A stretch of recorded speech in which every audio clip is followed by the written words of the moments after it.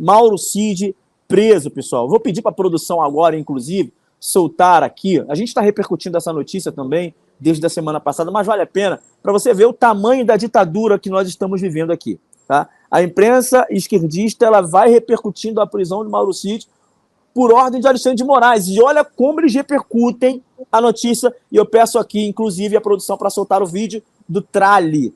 Né? É do Tralli ou do Tralli? É do Tralli, né? Solta o vídeo do Tralli para a gente aí, por favor, produção. No momento em que ele recebeu a voz de prisão, ele não aguentou e desmaiou. Passou mal. Ou seja, talvez não esperasse, é isso? Então, eu imagino que ele esperasse. Porque... Olha com quem ele foi mexer, né? Não, porque ele era apontado como um garoto prodígio no Exército Brasileiro.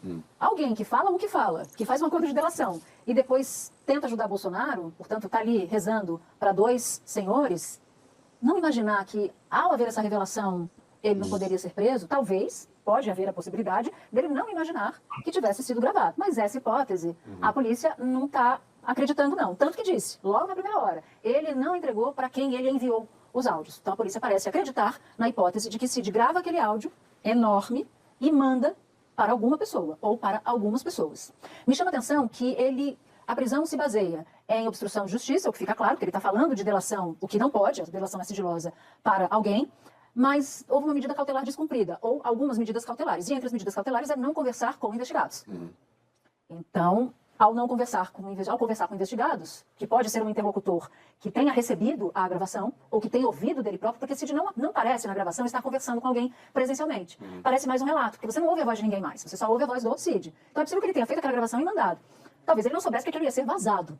Agora também não é de supor que ele tenha mandado isso para um desafeto, muito pelo contrário, né? Mandou para alguém da intimidade dele, do círculo próximo. Ele está protegendo alguém. A história de não dizer para quem ele mandou o áudio, me parece bastante claro que ele está querendo proteger alguém. Pode ser que ele tenha gravado aquilo para proteger alguém, e aí Bolsonaro, e aí é esquisito, porque a proteção, se vamos aqui supor que ele tenha o objetivo de proteger Bolsonaro, ele não protege, porque no máximo que pode acontecer é ele recuar do que ele havia dito, gravado na delação, que foi Bolsonaro quem pediu para ele forjar a carteira de vacina.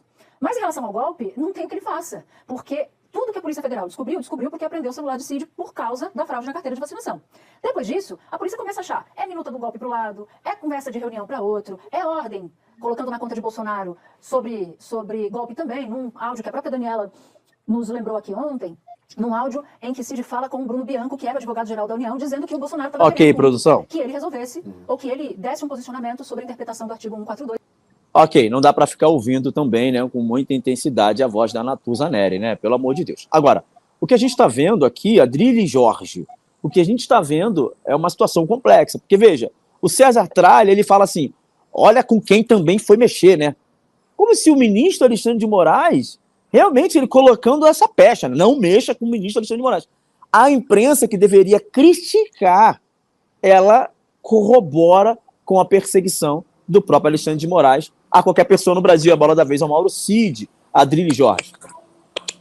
Não, o que a gente está vendo é uma mídia e uma imprensa carrasca, tão injusta, tão persecutória, tão torturadora e, sobretudo, tão sádica quanto um juiz que é acusado de parcialidade, que é acusado de ter lado, que é acusado de atropelar o devido processo legal, que é acusado. Eu não estou acusando ele, eu estou dizendo que o Mauro Cid disse que a lei no Brasil chama-se Alexandre de Moraes. Eu estou dizendo que o Mauro Cid disse que eles estavam coagindo-o a dar um depoimento que não correspondia à verdade, que estavam deturpando as suas falas, que tinha uma verdade pronta. Ou seja, o Mauro Cid acusou diretamente a Justiça Suprema no Brasil de estar submetendo-o à tortura psicológica, e é uma tortura, e é uma delação premiada e viciada.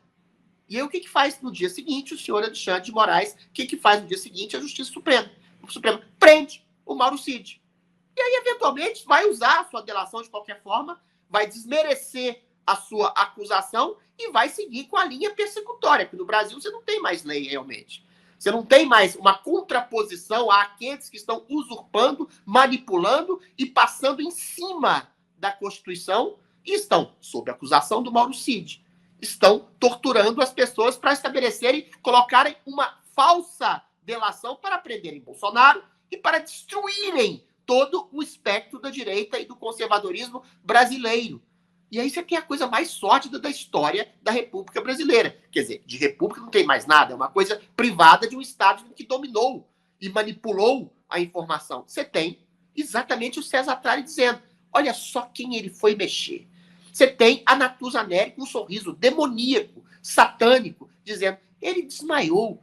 Em vez de você ter uma imprensa denunciando os abusos, os arbítrios, a tortura psicológica, a prisão indevida, você tem uma imprensa aplaudindo a tortura, aplaudindo o carrasquismo, aplaudindo a perseguição, aplaudindo a tortura física e psicológica e até a morte das pessoas, quando eventualmente não surrupiam, como a morte do Clériston. Nem foi basicamente noticiada pela Rede Globo.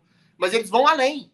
Eles não noticiam o que não os interessa, em nome da defesa da ditadura, mas eles aplaudem a tortura, eles aplaudem a morte espiritual, a consciência nacional do que um dia foi a democracia brasileira.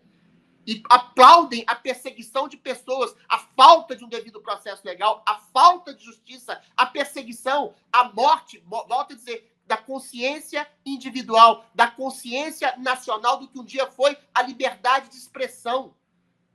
Eles estão prendendo o jornalismo brasileiro numa masmorra. A Globo News está jogando a sua história, já jogou, no lixo, no esgoto da história. Você não tem jornalista aí, você tem mais que militante, você tem carrasco aplaudindo a tortura de pessoas no Brasil. Assine o Fio Diário. Assim você vai ter acesso integral ao programa completo Adriles sobre tudo, além de outros diversos programas na nossa plataforma. Assine aí.